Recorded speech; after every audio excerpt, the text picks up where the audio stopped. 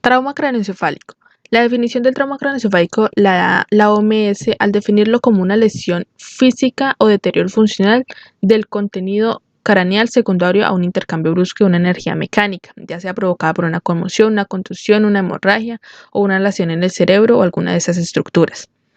En cuanto a la epidemiología, encontramos que el trauma craneoencefálico es generado principalmente por accidentes de tránsito, con un índice de 51%, dentro de los cuales el 43,9% son por moto, siendo el 27,4% trauma cerrado y el 20,7% trauma abierto.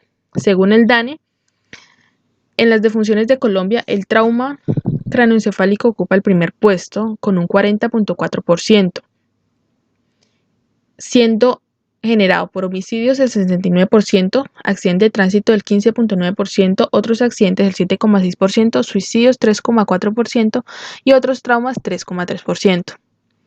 En cuanto a la anatomía, es importante definir ciertas estructuras como lo es la piel y el tejido conjuntivo, que es aquello que rodea el cráneo y sirve como amortiguador del trauma craneoencefálico.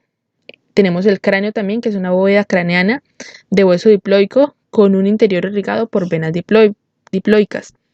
En la base del cráneo entran y salen nervios craneanos, médula espinal, senos venosos, venas y arterias con alto flujo sanguíneo.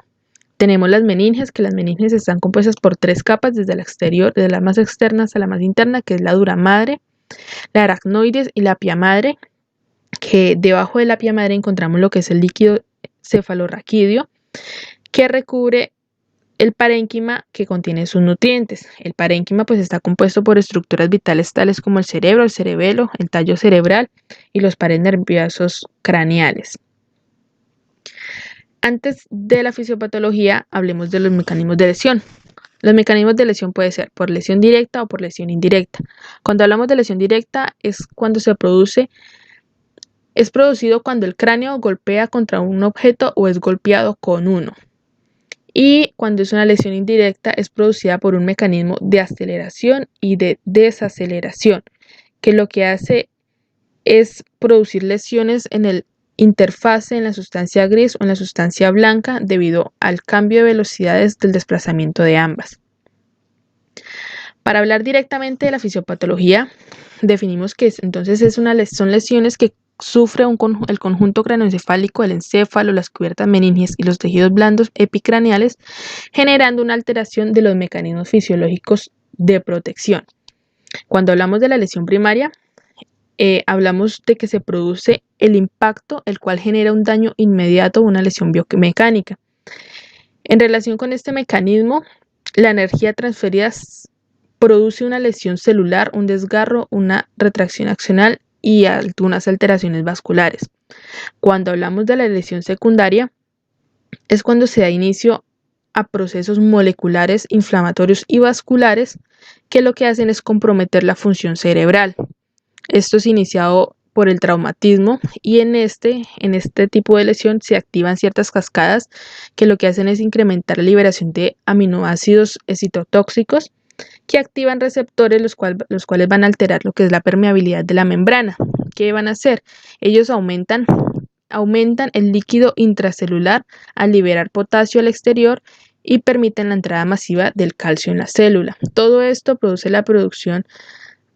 estimula la producción de enzimas, de ciertas enzimas como lo son las proteinasas, las lipasas y las endonucleasas, que lo que hacen es desencadenar una muerte celular inmediata por necrosis o por apoptosis celular.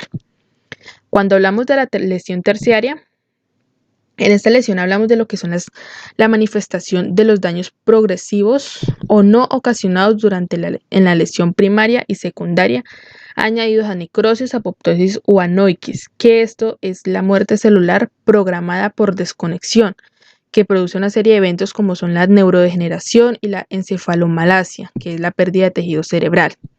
En esta lesión terciaria se producen lo que es la hipertensión endocraniana de tipo difusa, hipertensión endocraniana focal.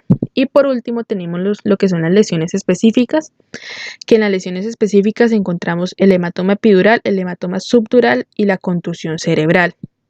Del estado de gravedad de un paciente con trauma craneoencefálico es necesario aplicar la escala de Glasgow, que es la escala de clasificación de trauma craneoencefálico. Entonces, hablando de que aquí se evalúan 3 aspectos importantes en el paciente: la apertura ocular, la respuesta verbal y la respuesta motora, cada una con sus debidos indicadores.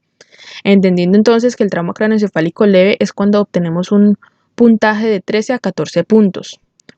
Trauma craneoencefálico moderado, un puntaje de 9 a 12 puntos. Y trauma craneoencefálico grave con un puntaje de 8 a 3 puntos. ¿Qué síntomas se pueden presentar en el trauma craneoencefálico leve? Cefalea, contusión, mareos, tinnitus, visión borrosa e incluso deterioro de la memoria. Y cuando hablamos de síntomas de trauma craneoencefálico moderado a severo, hablamos entonces de dificultad para hablar, convulsiones, alteración en el reflejo pupilar, pérdida de conocimiento e incluso la muerte. Los cuidados de enfermería en el trauma craneoencefálico van enfocados en mantener una vía aérea permeable y control de la columna cervical, una monitorización neurológica, un manejo hemodinámico, una administración de oxígeno, estar precavidos en cuanto a la presencia de embolismos. Hay que vigilar la circulación periférica, vigilar los pulsos distales. Se debe garantizar la posición de la cabeza por medio de un collarín. Se debe procurar mantener la presión arterial media entre 90 a 110 milímetros de mercurio y mantener la presión parcial de oxígeno mayor a 60 o 70 milímetros de mercurio, y hay que hacer un control de glicemia. Hablemos del trauma raquimedular. Está definido como aquellas lesiones traumáticas que afectan las diferentes estructuras osteoligamentosas, cartilaginosas, vasculares, musculares, meningias, radiculares y medulares de la columna vertebral en cualquiera de sus niveles. Epidemiológicamente encontramos datos como de que el nivel neurológico más frecuente comprometido es el cervical con un 16 a un 75% de prevalencia, seguido del compromiso torácico con un 16 a un 36% y lumbar de un 9 a un 17%. La principal causa son los accidentes de tránsito en un 50%, seguida por las caídas en un 20% y por último las lesiones deportivas en un 9%. La columna vertebral está formada por huesos, músculos, tendones, nervios y otros tejidos, recordando la anatomía. La columna vertebral tiene 33 vértebras, de las cuales 7 vértebras son cervicales, 12 son dorsales, 5 son lumbares, 5 son sacras y por último 4 son propias de la zona del coxis. Tenemos la médula espinal, que entre cada vértebra hay un disco que la separa de la siguiente. Las vértebras rodean y protegen lo que es la médula espinal, y esta médula espinal se divide en diferentes segmentos y cada segmento tiene un par de nervios raquídeos que transmiten los mensajes entre el encéfalo y el resto del cuerpo. Tenemos los mecanismos de lesión en el trauma raquimedular, que es la lesión intensa en flexión, que es en donde la cabeza se dirige hacia adelante en un ángulo forzado cuando se aplica la fuerza. Tenemos la lesión intensa de hiperextensión, que lo que hace es que las grandes fuerzas que se aplican en los elementos posteriores pueden presentar o pueden generar una fractura. Y tenemos la lesión intensa en rotación, que produce una lesión contralateral de las apófisis articulares. En cuanto a la fisiopatología, las características del trauma son multifacéticas y se pueden relacionar con los siguientes 4 aspectos. El primero son los cambios morfológicos de la médula. El segundo está relacionado con hemorragia y daños vasculares. El tercero, cambios estructurales de la sustancia gris y la sustancia blanca. Y un cuarto, como una respuesta química secundaria al trauma. Hablamos de la lesión primaria cuando esta es provocada por la energía del trauma, la cual desencadena una falla biomecánica de las estructuras que estabilizan la columna, huesos y ligamentos. Hablamos de una lesión secundaria cuando es el resultado de fenómenos locales de isquemia, inflamación, hiperexcitabilidad neuronal y generación de radicales libres, lo que finalmente lleva a mayor muerte neuronal. Y por último, hablamos de shock espinal o shock medular, en donde se define como la pérdida completa de la función motora y sensitiva por debajo del nivel de la lesión, acompañada de la pérdida de los reflejos tendíneos profundos y esfinterianos. El trauma raquimedular también tiene una escala de clasificación.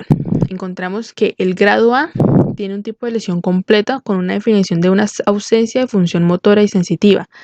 Grado B, un tipo de lesión incompleta con una ausencia de función motora con función sensitiva preservada.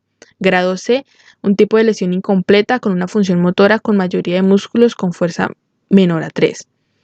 Grado D, un tipo de lesión incompleta con una función motora con mayoría de músculos con fuerza mayor a 3. Y grado E, en donde no hay ningún tipo de función de lesión y hay una definición de función sensitiva motora y normal.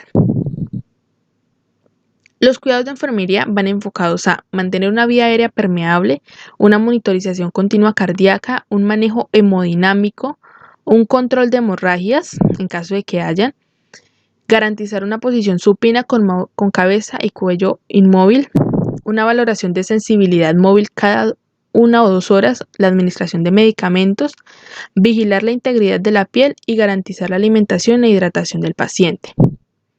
Muchas gracias.